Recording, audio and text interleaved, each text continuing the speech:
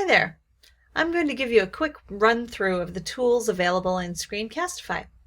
For this video I'll be using Screencastify Record and Edit Premium, so if you see some tools here that you don't have, make sure that you're logged into your premium account.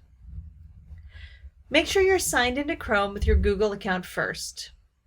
You'll know when you're logged in when you see your picture or your initial in a circle at the top right of any Google screen. If you haven't added Screencastify to Chrome, an easy way to get it is to go to screencastify.com. There will be a button that says Add to Chrome if you haven't installed it yet.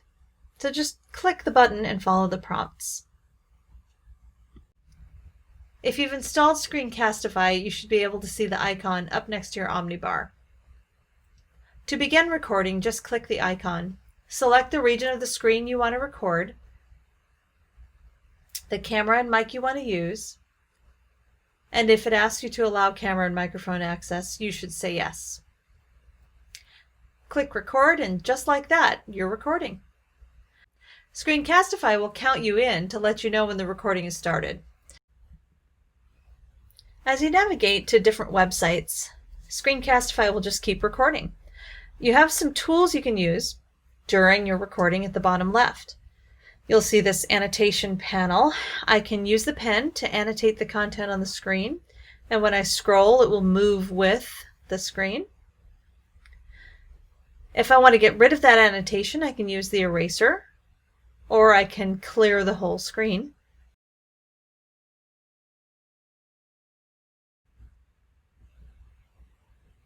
I can turn the webcam off and on from here too. I can also pause my video if I want to get reoriented onto another site, and then when I'm all set up, I can unpause the recording when I'm ready to go again. There are a few other annotation tools you can use while you're recording. One useful tool is the focus mouse button. This puts a spotlight on your mouse so people can follow your actions as you move around the page. Click again to turn it off. This one hides the cursor when you're not moving the mouse around your screen to just declutter your video a bit. And the last one shows a circle on a mouse click. Anytime you click on something, it will highlight where you clicked.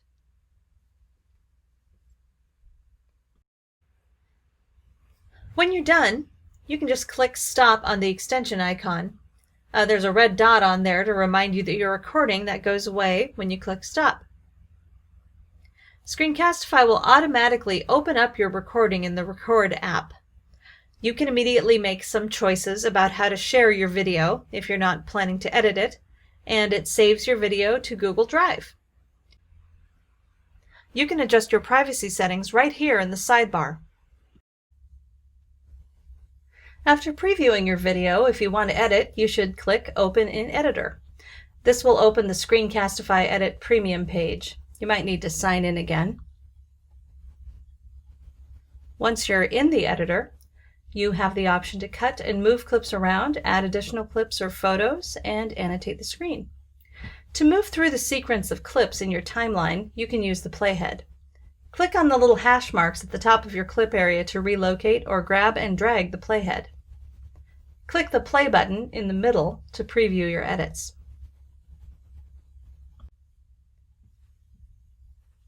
To split your clip into two, select it and use the scissors. Cut the segment you want to work with, and you can drag to move it or delete it. You can even export just that clip to Google by highlighting it and clicking Export. Then you can add it to a different video if you need to. To get rid of a clip, select it and click the trash can.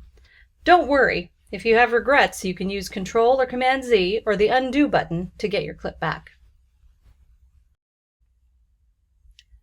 To add another clip, click the plus button at bottom right. Choose your clip and add it to the timeline. It could take a while to upload and process the video depending on how long a clip you've chosen. Once the clip is in your timeline, you can drag it to rearrange it in the sequence, or shorten the clip just like you did with your first one. If you don't like the looks of your clip, you can select it and crop it so less of the screen is visible. Screencastify will automatically zoom in on the section you've selected. Screencastify also has a neat little zoom tool that will enable you to zoom into part of the screen. Just select the clip you want to zoom into, click the zoom tool, which looks like a magnifying glass with a plus on it, and center the rectangle over the piece you want to zoom into when you hit play. When you hit play in your timeline, you'll see the results of your work. If you want to change the location of the zoom in your timeline or lengthen or shorten the effect, just grab the zoom effect that lays over the top of the clip and move, lengthen, or shorten it as needed. You can also annotate your clip, though in the Screencastify tool you can't move your annotation in space on the screen. It just shows up there right in the middle, and that's where it's going to stay. Just click the text tool and type and format your text. Once you're done, click play in your timeline to preview what you did. Again, you can adjust the length of time the text appears in your video, and you can move the text on the timeline, but you can't move its location on the screen. When you're done editing, you can export. You can choose to download your video as an MP4 to your desktop or save it directly to your Google Drive so you can share the link with others. Screencastify automatically saves your files into your Google Drive, and by default that uses a folder called Screencastify that it creates when you start recording. An easy way to find videos that you've recently recorded is to use the Recent filter in the left sidebar of your Google Drive. You share a video just like you would share any other Google file, paying attention to who has access and what their permissions are.